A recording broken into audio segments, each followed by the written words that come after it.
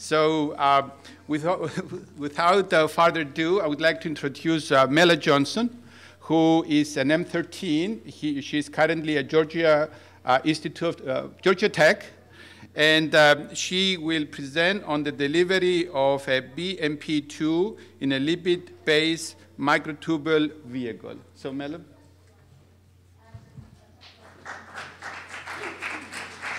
Mainly in our lab, and some cartilage. So there have been a lot of approaches, different approaches to address this issue of damaged or degenerated tissue, since it's a multi-billion-dollar problem in this country. Right now, surgeons mainly use autografts or allografts, meaning they get the tissue either from another part of your body or from a cadaver to replace into your body. And this is limited by how much actual resource you have. So in your own body, you only have so many cells that you can donate to another part of your body, such as bone marrow. And then in a cadaver, there's only so much material that's there, and organ donors and such. So we're looking at different approaches to actually address this issue and try to get better, more readily available treatments for surgeons to use. So this includes stem cell therapies, not just the controversial embryonic stem cells, but stem cells from adults like bone marrow stem cells, or we've actually been able to derive some from adipose, your fat stem cells, and that can differentiate into a lot of different type of tissues. And also gene therapy, but my project focuses on protein therapies to help restore and maintain the tissues. The protein therapies I started to look at because they're so specific in their function.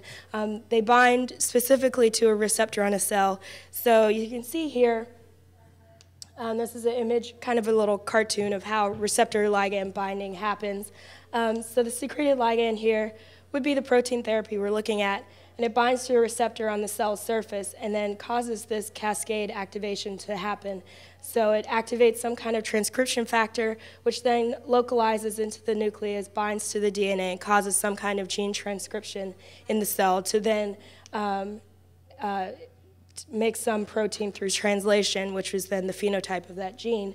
And then this protein can go on to either cause another signal cascade or be secreted out of the cell to make some kind of extracellular matrix or some other type of phenotype for that specific tissue.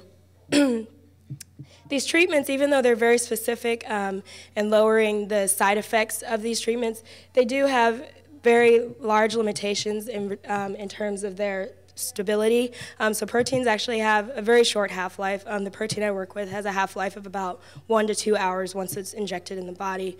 So this causes the doctors to inject you with very high, dangerously high doses, which can cause severe side effects if they're too high. So in my case with BMP2, if the dose is too high, you can actually form bone pockets in other parts of the body that you don't want.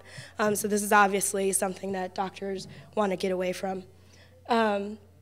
And also, the proteins require some kind of delivery system to go into the body. You can't really just inject a protein into the body, especially if it's something structural like a bone or some other kind of like skin tissue. You usually have to put it in some kind of carrier system, and these carrier systems can have some kind of fabrication process that can denature or deactivate the protein. So there's a lot of issues with that. There are some current FDA-approved therapies on the market. The growth factor I work with, BMP2, there's 2 treatments out there, but like I said, they still require very high doses, so there's a lot of work still to be done in this field to try to address this. So I've been throwing around growth factor. What is it? It's a protein that causes some kind of signaling cascade in the cell to cause some kind of activity to differentiate.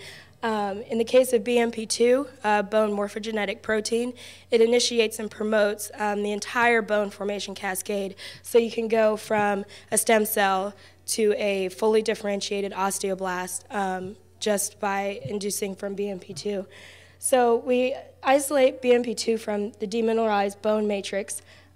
Basically, you can just take a chunk of bone, kind of chop it all up in kind of a puree process and get BMP2 out. And you add that to a progenitor cell, which is like a stem cell, and then it differentiates into osteoblast, which then becomes bone.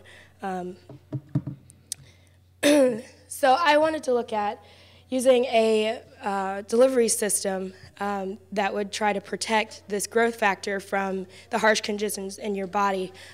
So when you have some kind of bone fracture, you have an automatic inflammatory response. And this inflammatory response has a lot of different kind of molecules going around that try to fight off any kind of infection, and this can then denature or kill off all the protein that you're actually injecting into the body. So we're trying to make a vehicle that's degradable and that will protect the protein during that inflammatory response so that it can still act after all that goes away. So I've been using these lipid microtubes. So a lipid is basically a fatty acid. They have a polar head and nonpolar tails. So they self-assemble into these tubule structures just by a cooling process. There's really no processing that I have to do. I just heat the lipid in a solution and then slowly cool it over 48 hours, and they just form into these tubes on their own. So no harsh organic solvents are needed for this, which is a great benefit because most of the polymer treatments right now require some organic solvent that usually can't be completely eluted off of the structure. So you're in turn injecting this organic solvent into your body. So then the growth factor is easily loaded into these tubes just by capillary action. You just rehydrate the tubes in your growth factor solution, and they basically just suck it up like a straw. Again, there's really no processing done there. It's all done by itself. And then over days or weeks, the lipid tube degrades and the growth factors are released from the ends. And we've done some work on modeling the release from the ends, and we've been able to show that it actually is just from the ends because the lipid in the walls is so tightly packed that hydrolysis or degradation can't occur in the walls. It only occurs from the ends, which are the weakest points, where the water can actually get in there and perform hydrolysis. Okay, so you can't really see the image too well. This is just basically a microscope image of the lipid microtubes themselves. And they range in size anywhere from under 10 micrometers up to 100 micrometers.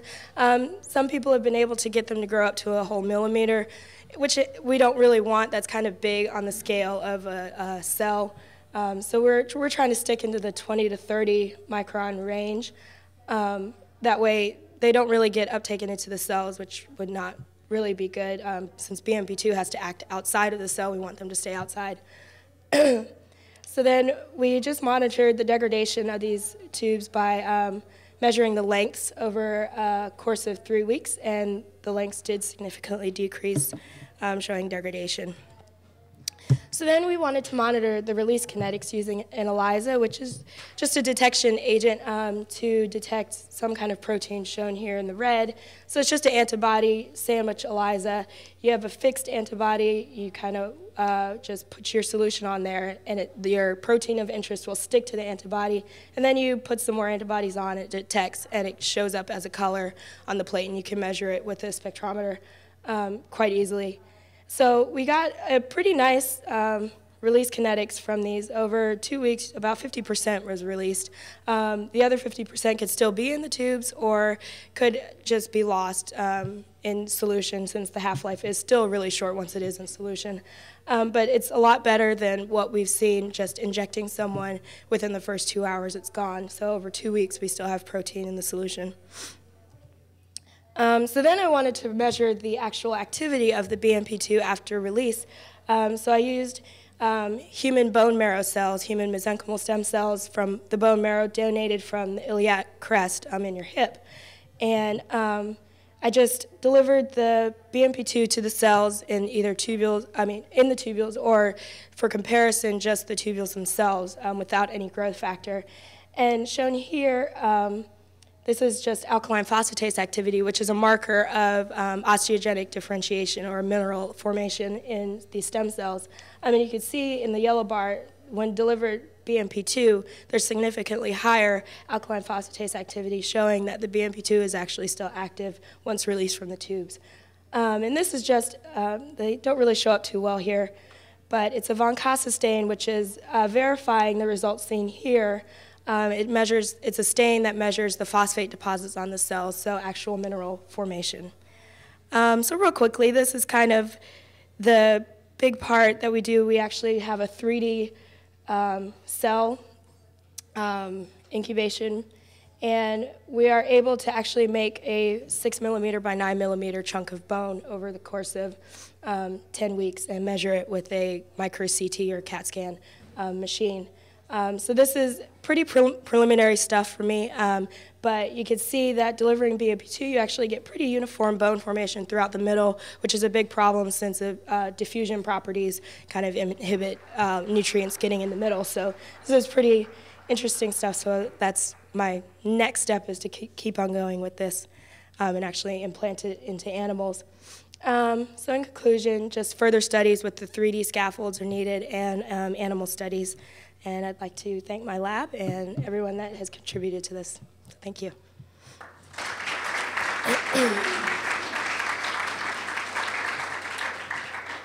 Thank you, Mela. You are an excellent example. When we say you graduate from mechanical engineering, you can go on to do anything. That's right.